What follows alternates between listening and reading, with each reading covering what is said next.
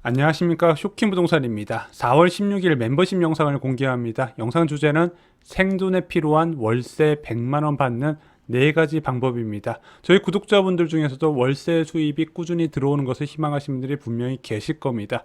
그분들이 월세를 100만원 받는 가장 안정적인 방법 부동산으로 그것을 확인하시는데 큰 도움이 되실 거라 생각합니다. 쇼킹부동산 멤버십은요, 주3회 멤버십 전용 영상이 올라가게 됩니다. 네이버 프리미엄 콘텐츠에서도 만나보실 수 있습니다.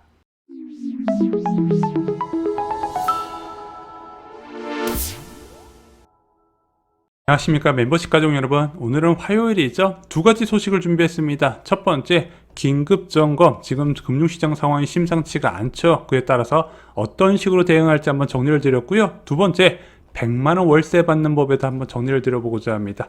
월세 관련된 상품을 오늘 좀 처음 소개해 드린 것 같은데요. 오늘 내용은요, 모든 분들이 한번 들어보셨으면 좋겠습니다. 작년 10월과 유사한 상황이 발생을 했어요. 작년 9월 15일 날 코스피 2600포인트에서 2277포인트까지 빠르게 급락을 했었죠. 그때도 미국 국채금리발 쇼크와 더불어서 중동 사태에 따른 영향이었습니다. 자, 이번에 지금 충격받는 것과 원인이 거의 유사하죠.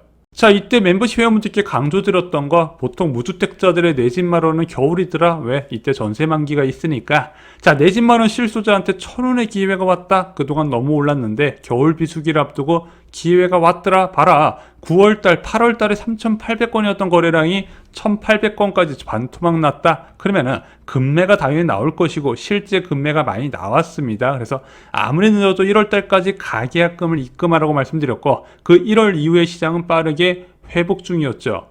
자, 비슷한 상황이 또 발생을 했습니다. 원래 자산시장은 불확실성은 싫어하는데, 이런 국제적인 사건 같은 경우는, 국가 간의 분쟁 같은 경우는 어디로 튈지 예측 자체가 어렵고, 단기간에, 그리고 아무 일 없다는 듯이 끝나는 게 어렵다 보니까 자산시장이 이것을 반영을 하고 있습니다. 자, 일반적으로 주가가 빠지면요, 부동산도 영향을 받는다 말씀을 드렸어요.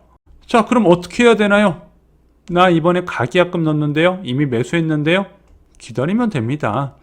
이런 일은요, 언제든지 발생할 수 있고요, 반드시 끝이 존재를 합니다. 자, 이런 사태가 일어난다고 막 압구정동에 집 보유한 사람들이 전부 다 집 갖다 팔고 이러겠습니까? 아니요, 그냥 기다리는 거예요. 자, 근데 조금 생각을 많이 하실 분들은 계시죠? 새로 매수를 준비 중인 분들, 갈아타려고 하는 분들, 일단은 이분들이 중요한 거는요, 현장을 다녀야 된다는 거예요. 임장을 다니면서 한 1, 2주 정도 체크를 해보시기 바랍니다. 수요가 줄어드는지 급매가 늘어나는지 반드시 현장에서 보시면서 대응을 하셔야 되는 거예요.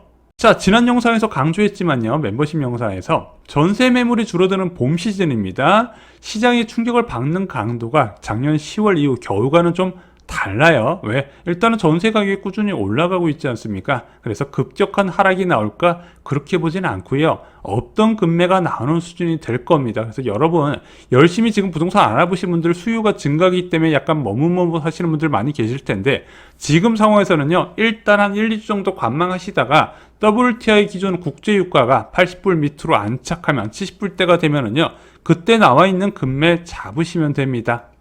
자, 두 번째 소식, 월세 100만원 받기입니다. 저희가 3월 27일부터 큰일이 있었죠. 수익 창출 중단이 됐는데, 제가 그때 생각을 굉장히 많이 했어요. 아, 갑자기 회사에서 퇴사 통보 받으면 이런 기분이겠구나. 그래서 제가 월세 수입에 대해서 좀 그 사이에 좀 많은 공부를 했습니다. 왜 월세 수입 100만원이 필요할까요?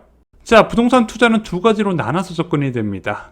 자산가치 상승을 노리는 투자, 일반적으로 아파트 갭 투자가 있죠. 그 다음에 월세 수입 목적으로 접근하는 부동산 투자도 있습니다. 원룸형 오피스텔이나 상가가 여기에 포함이 되는데, 예전엔 꼬마 빌딩도 월세 수입 목적으로 하는 투자였다가 최근에는 자산가치 상승을 노리는 투자로 바뀌어가고 있죠.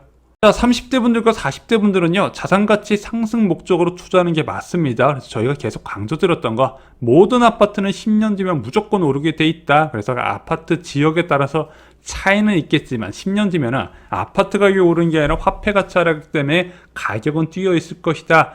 매매 가격만 뿐만 아니라 전세 가격도 같이 오른다는 겁니다. 지금 당장 여러분들이 7억짜리 아파트를 3억에 갭 투자하게 되면 10년 뒤에 어떻게 됐을 것이다? 한 11억 정도 매매 가격, 전세 가격은 4억에서 7억으로 올라가 있다는 겁니다. 그러면은 이걸 어떻게 해야 된다? 내가 그 사이에 돈을 열심히 모으고 저축을 해서 보증금 4억을 2억으로 낮추고 4억짜리 전세금이 7억으로 올라갔잖아요. 그럼 그 남은 차익은 월세로 받는 겁니다. 보증금 2억에 월세 150만 원 받는 나의 은퇴 대비용 자산이 된다는 거죠. 이런 자산, 아파트 두 채면요, 노후가 든든하다. 그래서 쇼킹부동산 멤버십 목표가 3주택이죠. 자, 하지만 50대는 다릅니다. 일단 고정부수입이 당장 필요하신 분들이 계실 거예요. 자, 여러분들이 만약에 은퇴를 하시고 일을 알아보시잖아요.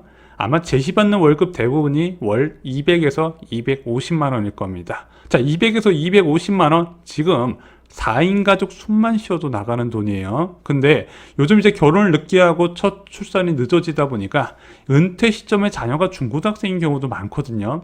그리고 이 시기는요, 굉장히 애매해요. 주택연금 쓰기도 어렵고요, 국민연금 활용도 어렵습니다. 아니, 주택연금 가입 가능하지 않나요? 주택연금은요, 처음 받는 연금액이 거의 계속 일정하게 유지되기 때문에 30년, 40년 뒤에 화폐 가치가 구매력을 생각하면 크게 떨어질 수밖에 없어요. 그래서 일반적으로 주택연금은 만 65세 이상에서 가입을 추천드립니다. 그래서 중요한 거, 은퇴 직전에 100만 원 가량의 수입을 만들어 놔야 된다는 겁니다. 내가 200에서 250 정도의 소득을 받았으면 월세 수입 100만 원을 추가해서 월 350만 원 정도의 생활비를 갖춰 놔야 그나마 지금 상황에서 크게 벗어나지 않는 생활 수준, 소비 수준을 유지할 수가 있는 거예요. 이 100만 원 차이가 엄청 큰 결과를 만들게 된다는 겁니다. 만약에 여기서 우리는 사교육비 때문에 350만 원 갖고 안 될 것 같은데요. 그럼 부부가 같이 일하면 되거든요. 부부가 같이 일하면 그래도 사교육비까지 어느 정도 커버가 가능해집니다. 자, 100만 원 월세 받는 4가지 방법이 있어요. 첫 번째, 오피스텔. 두 번째, 신축 복도형 아파트. 세 번째, 저가 아파트. 네 번째, 지식산업센터. 현 시점에서 100만 원 월세 받는 아파트 황금성과 가치 상승, 그리고 월세 수익률을 고려해서 선정을 해봤습니다. 자, 첫 번째 오피스텔입니다. 자, 2018년 3월에 완공된 남이래역 프루지오시티 434세대입니다. 오피스텔은 기본적으로 300세대가 넘어야 돼요. 그래야 주차 공간도 여유가 있고요. 관리비도 그나마 합리적인 수준에서 책정이 됩니다. 자, 오늘 소개해드릴 것은요, 전용 35제곱미터 1.5룸입니다. 일반적으로 방 하나 거실 하나 있는 거를 1.5룸이라고 하는데, 오피스텔도요 1.5룸부터는요 아파트 전세 가격 변동에 따라서 시세가 같이 움직입니다. 원룸형은 안 바뀌어도 1.5룸 이상은 바뀌어요. 얘가 3억 3,500만 원입니다. 자, 최근 거래를 봤더니 거래가 꽤 있는 편이에요. 오피스텔에서 이 정도 거래 나오는 것도 쉽지는 않은데, 이 정도면 그래도 팔고 싶으면 팔 수 있는 매물이다 생각해서 추천을 드렸습니다. 월세는 1,000만 원에, 보증금 1,000만 원에 105만 원의 월세가 측정이 되어 있네요. 그래서 3억 2천만 원을 투자하면 월세 105만 원 받기 때문에 수익률은 3.93%, 여기서 1,000만 원만 조정해도 4%대로 올라가게 됩니다. 물론 요즘 오피스텔 수익률 치고 높은 건 아닌데, 이런 1.5룸 이상은 좀 수익률이 낮긴 하지만 그래도 황금성이 있고요. 아파트 전세 가격 급등할 때 시세도 같이 올라가는 장점이 있습니다. 자, 두 번째 볼 오피스텔은요, 바로 광교 엘포트 아이파크라고요. 광교 중앙역 도보로 접근 가능하고요. 옆에 롯데아울렛 옆에 위치해 있습니다. 생활권은 좋아요. 무려 1750세대 대단지입니다. 자, 여기 원룸형이 하나 있어요. 전용 26제곱미터인데 원룸치곤 큰 편입니다. 2억 2천부터입니다. 자, 근데 거래가 정말 꾸준히 있어요. 한두 달마다 한 번씩 거래가 꾸준히 체결이 되고 있고요. 월세는 1,000만 원에 90만 원입니다.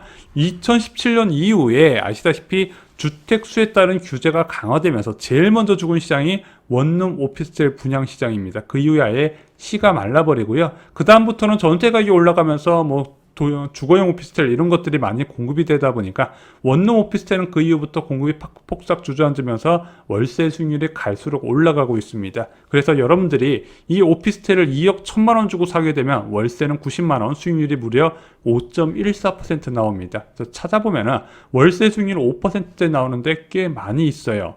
자, 오피스텔 관련 세금 한번 살펴보겠습니다. 일단 취득세는 중과 적용 대상이 아닌 거 아시죠? 오피스텔은 그래서 2주택자든 3주택자든 살 수는 있습니다. 자, 근데 얘를 주택용으로 사용하게 되면 양도세나 보유세 계산 시에 주택으로 포함이 돼요. 그래서 일반적으로 이 오피스텔은 임대사업자 등록을 많이 하죠. 소득세 감면이나 거주주택 비과세 혜택, 그 다음에 중과세율 제외를 적용받는데 솔직히 10년이나 등록을 해야 되고요. 또 하나 임대료 상승 제한이 있습니다. 마지막으로 매도할 때 좀 어려움이 있어서 개인적으로 추천드리는 편은 아니에요. 임대사업자 등록을요.